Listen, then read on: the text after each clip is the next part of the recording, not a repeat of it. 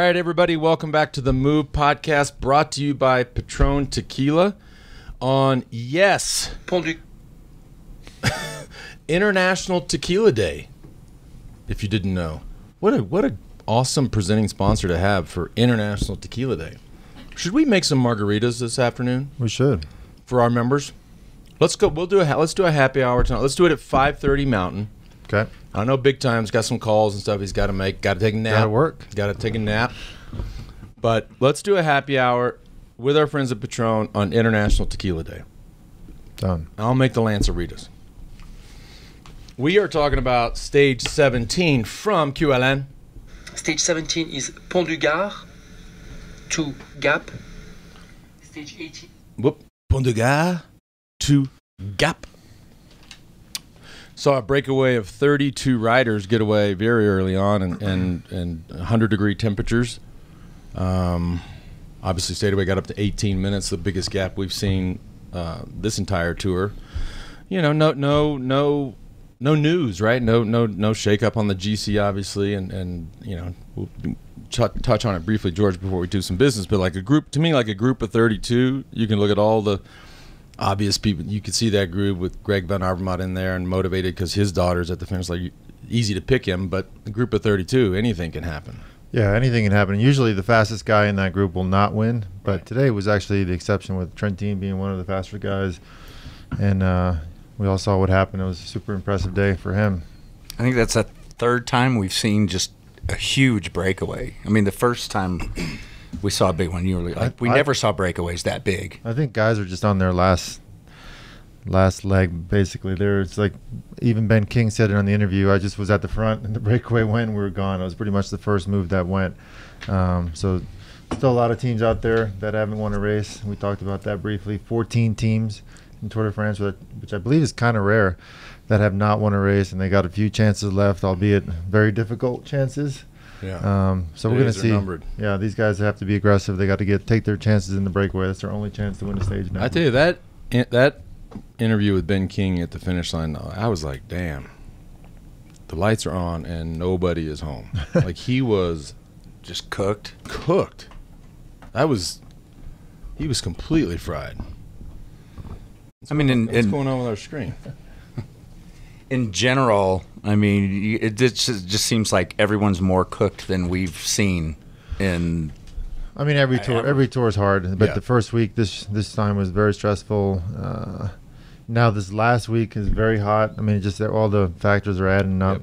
We're going to see dead men walking here at the finish in Paris. Man with the hammer. Hammer time. Anyways, we had a hot tour like that in 2003 where, I mean, this man, he was dead man walking for a while. I think man walking the whole time. He lost 12 pounds in one time trial, like an hour and 15 minute effort. Let's not talk about this. Wow. Let's talk about our friends over at PowerDot. Okay. Right, this show's brought to you by, and as it is every day, our good friends over at PowerDot. Full disclosure, us over at Next Ventures are investors in PowerDot. We love the company that much. We love the team that much. This is the most mobile, efficient, effective eSIM unit on the market. As much as I get around and travel, just throw this thing in your backpack, slap it on a flight or in the hotel room. Amazingly effective for injuries and just recovery or massage or health and wellness in general. So doing a great job. Starts at $199, 20% off for our members. Go to powerdot.com, not our members, our listeners, I'm sorry. 20% off. Go to powerdot.com/themove. Show today is also brought to you by, what's up? Roca. Hello. How do I look? Sounds the hat this time. I didn't wear a hat. I did this NBC. You were on NBC I did the NBC thing today, so I didn't. I was like, to get the hair ready, I shaved. Did a good job on that interview too. Gave Christian a bit of a hard time on his Galibier performance. Yep. Yeah, he was breathing like he was breathing hard. I'll stop there. But no, today's show, as most days, is brought to you by Roca. You can go over to roca.com for 20% off your first purchase. That's roca.com/themove. Started by athletes, for athletes, in a garage in Austin, Texas. A couple other things that we haven't touched on over the first 2.5 weeks is how light. I mean, the lens, I talk about the lens every day, and the lens is next level lens. But I feel this thing, JB. Yeah, I know. I've been wearing them I've been wearing them, and You they took just a pair?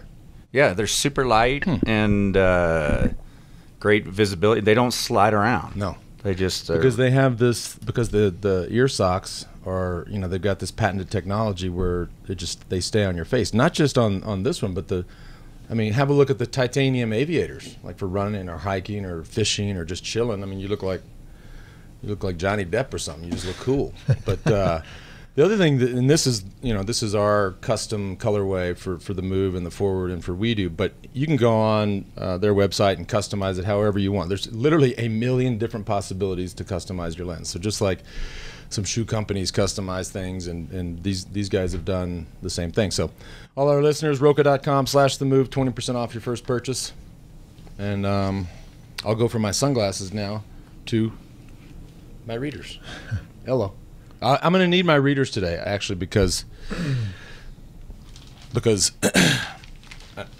I've been talking about this for years, okay? And the fact that we start talking about ketones and everybody start talking about ketones, I've been ragging on the Super Tuck forever. I don't get it. Something's going to happen, right? Our friends over at the New York Times have now written an entire story about the Super Tuck, okay? Headline, quote, "I tried to pray. The Super Tuck's perilous allure." We see it every day on the Peloton. We now see it on group rides. We see it at local races. We see it all over the place. We see, kids doing it. There's 3 riders quoted in this article, all right? Pello Bilbao is the first one. They ask him, "How much control of the bike do you have when you're tucked down like that?" And he shrugs, "Not much. I try to pray." Wow, that's not a good sign. That is not a good start, kids, okay? And then you come over here. I mean, this is amazing. I'm telling you, they're going to ban this before it's all said and done. Then they go to Dan Martin, and they ask him, they ask him about the Super Tuck. He says, "There is a part of us that the perpetual child always wanting to go as fast as we can down the hill. But I wouldn't recommend anyone try this at home. It is truly dangerous." He's not saying a prayer, but he's telling you that it's truly dangerous. Last guy, Lawrence Toluse, a 23-year-old from Jumbo Visma. They ask him, what's he thinking about when he's in the Super Tuck? He says, "Yeah, I've crashed a few times pretty hard. It stays on your mind for sure, but I need minutes on the way down, so I Super Tuck. Then I say a little prayer that nothing goes wrong." Wow. These are the best riders in the world are praying. I mean, guys at the Tour de France are saying prayers when they're in the Super Tuck? Okay, that's enough. We're done. We're done tucking. They're saying prayers when they're in Super Tuck. They're saying prayers when they're coming 1 kilometer to the finish line. It's the Tour de France, one of the most dangerous bike races in the world. So it's just adding another element to the danger. George, should we ban the Super Tuck? I mean, can we pull up that video I sent you guys, Mark? Because Lance 3.0, not only is he much nicer, but I busted him trying the Super Tuck, y'all. The biggest criticizer. I'm on my dropper.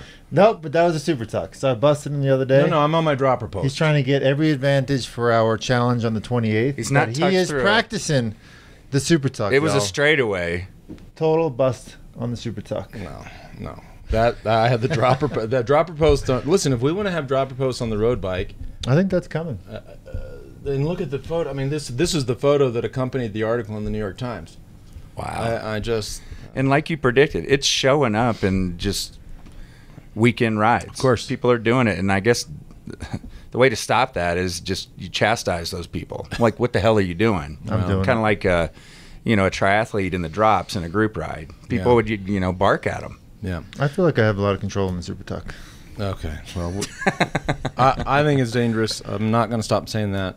And anyways, hats off to here's my Patron of the day.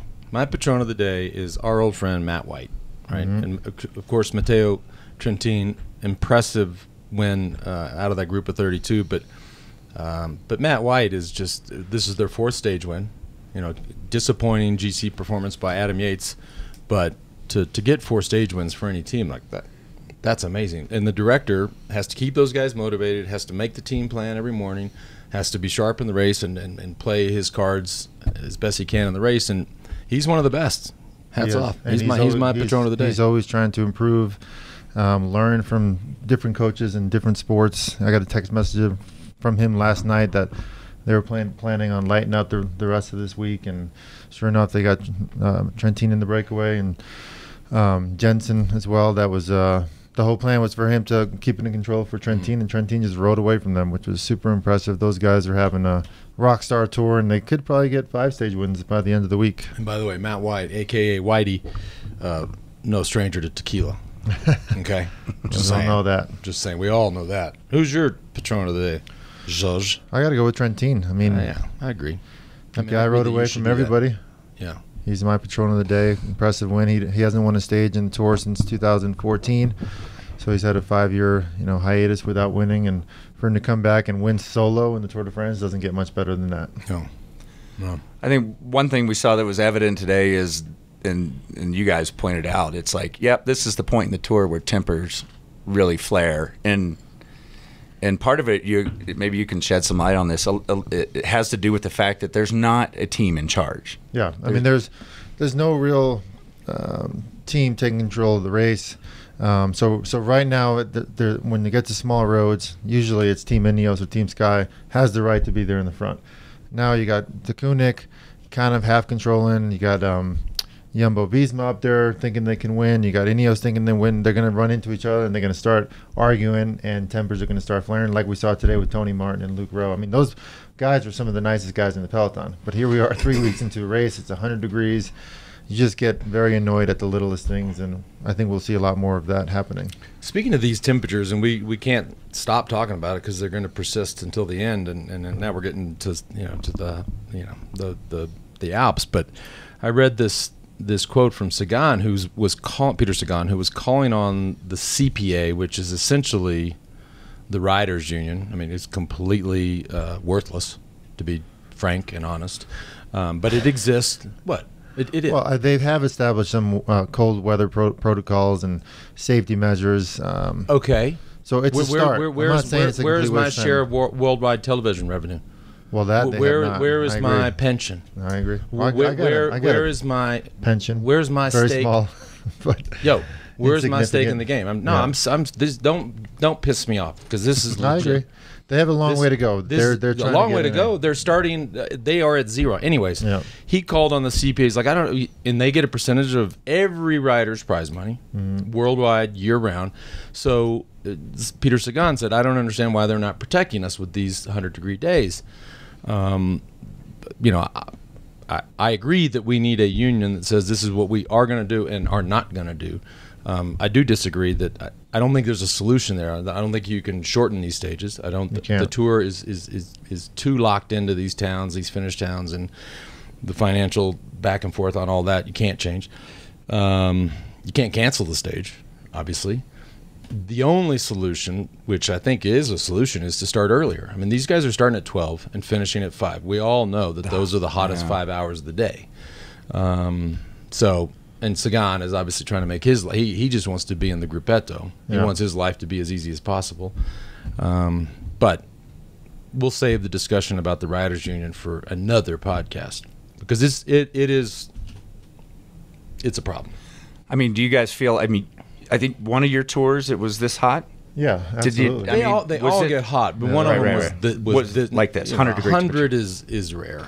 2003 was very hot. Very hot. I don't like the heat. But I project. I've never been in any bike race of my 19-year pro career where they shortened it or canceled it because of heat. Mm-hmm. No, never. But describe what that. Not some Tour Down Under, don't they? I thought they had shortened. They've shortened some stages in recent years because of this weather protocol. Yeah. I mean, at the Tour Down Under, but certainly not at the Tour. But describe what that's like as a health risk because you can't possibly stay hydrated well enough day after day with these temps. You can't drink enough water. And here the sport, has come along, and any other sport that contested in these temperatures. Let's just take. I just said. I just talked about the Tour Down Under. At the very same time, you have the Australian Open, which is the first Grand Slam of the year in tennis, played in similar, 110-degree temperatures.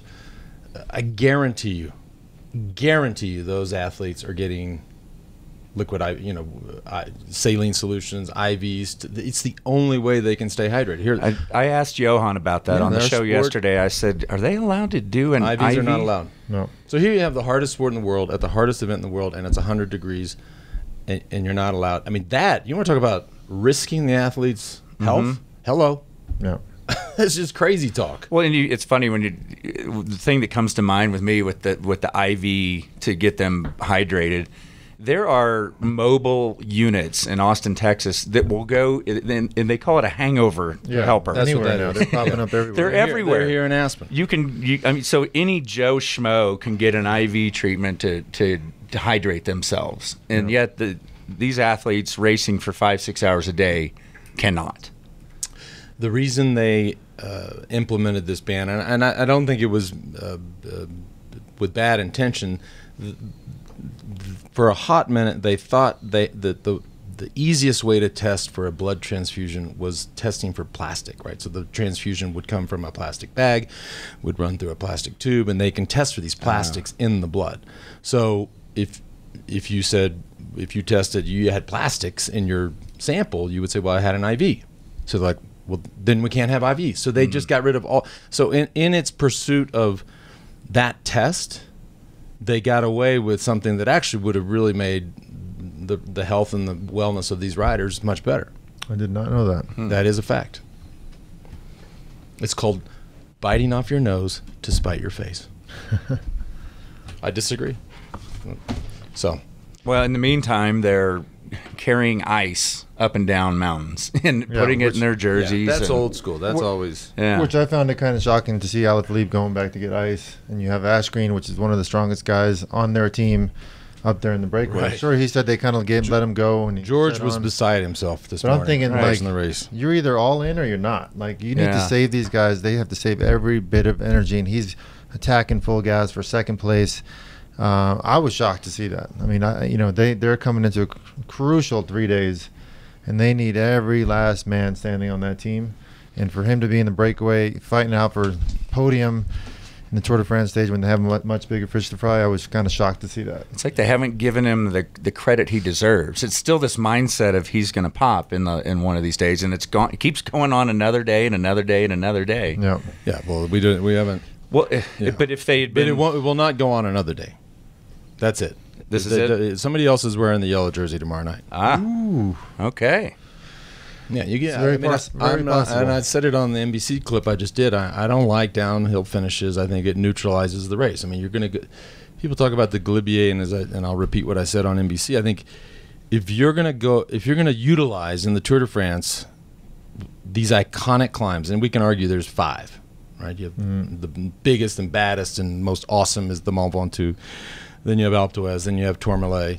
Then you have Galibier. I mean, it's if you're going to go over the Galibier, finish on top.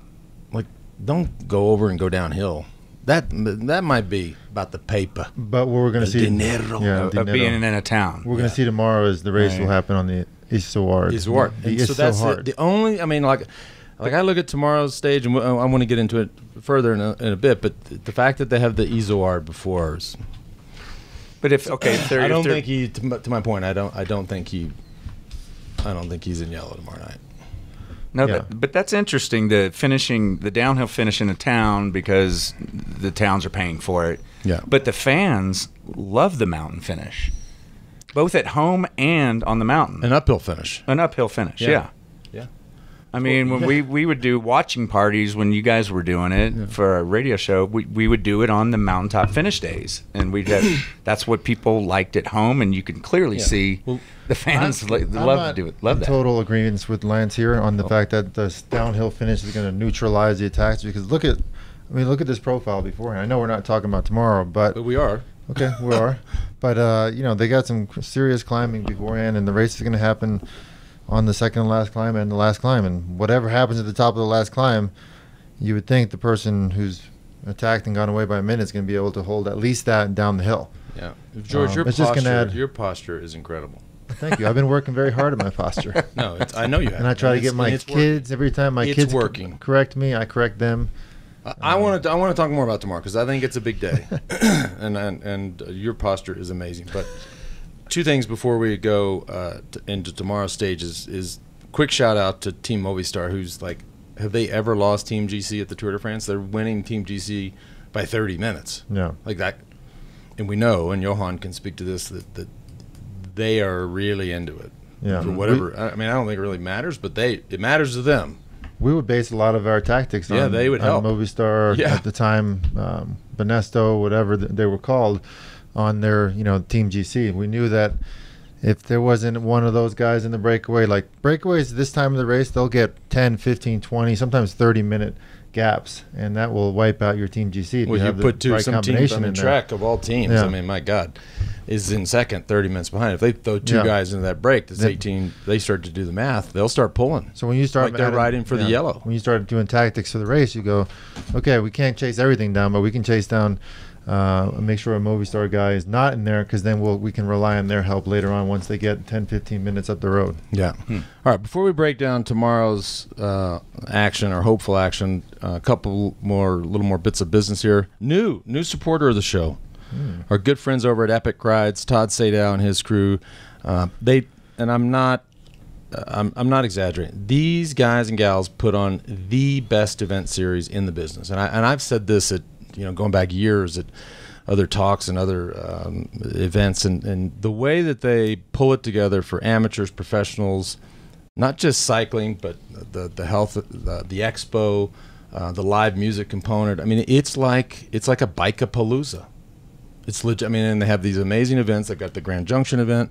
They got the Whiskey 50. They have the Carson City event, and now they've added this event up in Northwest Arkansas, which I did last year, which I'm now going to do again this year. It's on October the 12th. Well, that's the day that I'm quote unquote racing. Luckily, my son Luke, who plays football at Rice, has that's their bye week, so it works out perfect. And for those also who don't know, the work that's been done in Bentonville and Northwest Arkansas, primarily by Tom and Stuart Walton, and the amount of mountain bike infrastructure, it will blow your mind. Like it is the funnest shit ever. Like I can't say enough good things about it. If you want to go race as a pro, $60,000 pro purse, equal payout, men and women. Thank you, Todd. Nice job. Big expo, as I mentioned. Finish line beers. Optional to mention this. No, there is no option to mention that there are finish line beers. That is a mandatory mention, Todd. And then amazing music. The headliner this year is blues singer and guitarist Samantha Fish, and apparently she just rips. Go to epicrides.com. Come see us in Northwest Arkansas. Lastly, show brought to you by High Brew Coffee, worldwide sponsor of the Move Hollow Can, our good friends in Austin, Texas, cold brew for those who do. Are we going to do the Hollow Can? What did we decide about Paris? Are you going to do it? Depending on how it shakes out. Huh? Yeah. 6 great flavors, all new flavor here, the triple shot, bigger can. This is an 11-ounce can, sugar-free, completely pure, 3 times the caffeine. 20% off for our listeners. Go to highbrewcoffee.com and use the code 20THEMOVE. That 20 is for 20% off.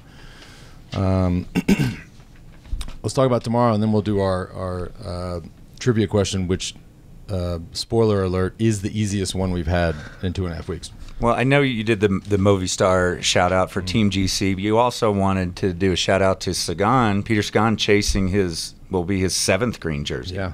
Well, I don't think he's chasing. I think they may as well just give it to him. Yeah, I mean, it's pretty sealed now, but again, impressive. Yeah. He's got, speaking of Sagan and his team and speaking about what's to come, I mean, there's really just 6 guys, and his teammate, Emmanuel Buckman is one of the 6. Like, actually, there's not 6, because I think Alaphilippe is not one of the 6. I think we have 5. That's big talk. 5 right people there. that can win the Tour. Two from Team Ineos. My pick, Stephen Kreuzwick, and Buckman, and Pinot. Yeah, I like the way you threw the podium pick out there in NBC. You didn't even really mention any of that. Well, they put me on the spot. Okay. Christian put me on the spot. Oh, they wanted your podium in Paris lineup? Yeah. What was it? What'd you say? Anybody that's trying to, I'm guessing. Right. Everybody's guessing. Nobody knows. This is somebody's going to have a bad day outside of Alaphilippe. One of those 5 is going to have a bad day. That just happens. And then we're just kind of guessing. They're all pretty equal, actually. Well, what was your guess? I said Kreuzwick, Pinot, Bernal. And I didn't include Geraint. I think Geraint Thomas is the one that has the bad day. I think these crashes, I don't get it why he crashes as much as he does. Well, he doesn't even know how we crashed. We haven't mentioned that. And I know from personal experience, the second day was always the worst after a crash, especially 2 weeks into a race like this. I'm sure Ineos has gotten different ways to recover from that sort of thing. But if there's any indication of our past crashes, the second day always hurts the most, which is tomorrow's stage, and we'll see what happens there. I'm thinking Alaphilippe's bad day was the day into Foix, and I'm thinking he's going to be able to hold on. Whoa. And win the Tour de France? I don't know, man. I know. I think his team's going to rally. I think he's going to find some friends in the peloton. I don't know. I wouldn't be surprised if he wins. I agree. It's a total guess. We've been kind of flip-flopping back and forth, and that's what's made this tour so exciting. I disagree, but I also think it'd be great. I think he's an exciting rider. He brings fans to the sport. He's French. They haven't won like a million years. Let them win one. And if Alaphilippe and Pinot are on the podium, France is going to lose their minds. It'd be Yeah, great. they're going to lose their minds. Yeah, I agree. But, I agree that they will lose their minds. I don't think that's going to happen. It's not going to happen. You know, speaking of, because we were talking about Bernal and two teammates. We have an old school photo. Look at these two teammates wearing the same. Come on. But hang on. What is going on with that hair? Was this a magazine cover? This was like the USA Cycling monthly or weekly mag that they would send out to their members. Yeah. This is who cut Bobby out of the. I think I can't Bobby's. even really I comment think on Bobby that. Julick's standing to the left. Sorry, He Bobby. is. Bobby got cut out, but he had to get cut out because there's so much hair right here.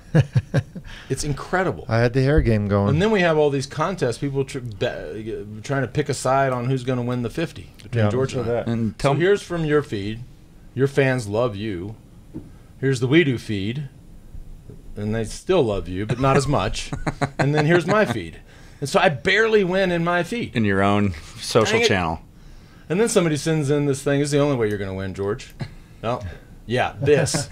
That's my buddy. G-Rocket, That's my buddy G-Rocket. Con from Greenville. Thank you, Con. for This sending way that. to Love the that. winner's podium. Where did Lance go? That's unreal. On your tricycle. Was that another one from Joe? I have to give him No, love. that was my That's buddy buddy. Con from Oh. Greenville. Look, Good, you fun ride a stuff. tricycle, I guarantee you I'm winning. Let's see here. I do want to talk about the Izoard, just because it's funny. And I said on NBC, we joke about it, like, he's so hard. Like, it is hard. It is super hard. It's just, it's awfully straight. There's just not a lot of. Initially, it's very straight, and then it starts. Yeah, there's like a gradual run into it, which kind of, tomorrow there'll be a really high pace. It's going to be, you can see it on the profile, how it's 2-3% the whole way till the climb starts. Then you hit the climb, and the first part is straight, not as steep, and then you get through this middle section where you can just see for like 3 or 4 kilometers at like 10%. And then the last 4 or 5K are switchbacks. But mentally, it's a very difficult climb, and we're expecting fireworks on that climb tomorrow. You got to do it then. I mean, it bombs down, and it's a long run. And before you turn, you're on that big national road. Before you turn up, what is the backside? They actually don't even call it that side, the Galibier. They're calling it the Galibier for this tour because it gets the attention, but technically that's called the Loteret. Yep. And there's a big long highway drag, and then you turn right, and you kind of this. Well, that's why the race has to happen on this award. Yes. Has to happen. Is there a long enough... That means we're going to have to get up early tomorrow, so we don't miss that. I'll be up early. But is there a long enough sustained, continuous climb to favor those riders that just can grind out the long climb? Because we've seen the success of the punchier climbers. Is there enough? It's steep. at The top. Izoard is definitely enough. The Izoard for sure, but Yeah, that's for a sure. long. That's a long haul from the. The top of the Izoard is. If you don't count the downhills, it's not that long 50 a haul. is 80-ish Ks to the finish, 50 Yeah. miles. Calling for thunderstorms. Okay, now I don't like downhill get finishes, and I really, personally, I wouldn't like it in the rain. That's a factor. Big So- storm rolls. Yeah. in. Throw in the super tuck, a downhill, and some rain. Oh no! If I'm a director, I'm trying to get Alaphilippe with as many as my guys or friends as I can over the Izoard, because of that downhill and that really long gradual run into the Loteret, you can do some serious damage to anybody that's attacked on the Izoard. So I'd try to make as many friends as possible and use that downhill and that gradual run into the Loteret to bring back as much time as possible and keep the race under control. Yeah.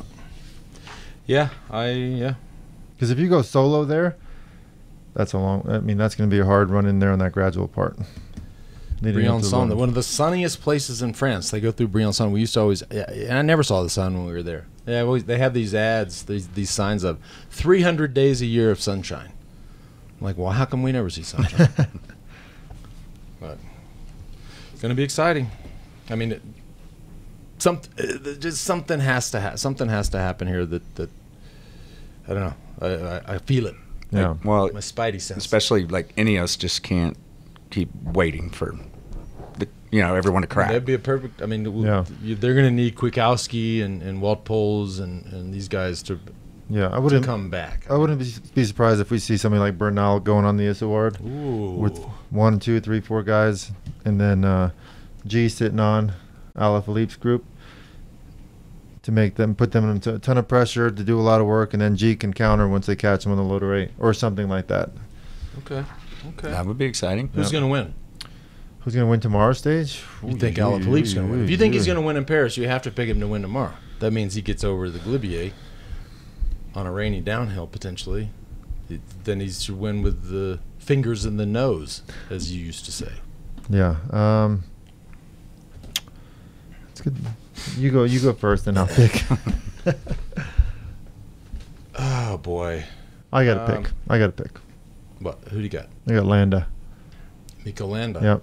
That's a good. They have to win a stage. Yep. They got a good team. They posted a video the other day where we thought they were not getting along, and they wanted to prove to everybody that they are still a good unit, all very happy, all good in the bus, and I think they're going to work really hard for a stage win tomorrow. Somebody handed them that little gold band statue that the Academy gives out for acting, best actor, best ensemble. Yeah. Let's talk about today's RoadID trivia contest, and I teased it out a little bit. I got this one. So it is today's. It's time for today's RoadID Tour trivia. Head on over to roadid.com/France, and here's today's question. This German sprinter won the green jersey a record 6 times in a row, which, by the way, is not going to be a record anymore. So go to roadid.com/France to answer this question. Score a chance to win today's daily prize, a pair of Look Special Edition Tour de France pedals. And one lucky winner is even going to take home a $10,000 BMC shopping spree. Again, that's roadid.com/France. Which German sprinter won 6 greens? Here's your 4 choices. Peter Sagan, Eric Zabel, Sean Kelly, Jan Janssen. Do you know? I do know. Okay, good. Yeah. All right. We'll wrap this up, but for members, if you are a member, you can become a member at wedo.team. Happy hour tonight. Happy hour tonight. That'll be at 5:30 Mountain Time. And it is International Tequila Day. That doesn't hurt. Nope. But what we do during that is members can fire questions at the guys in real time. Yep. So you can log on, join it, send emails. I'll be reading them off to them and send your questions in. Yeah, send those in. Or if you want to send one in now, send it to THEMOVE at wedo.team. Thanks for tuning in. Thank you. Short and sweet.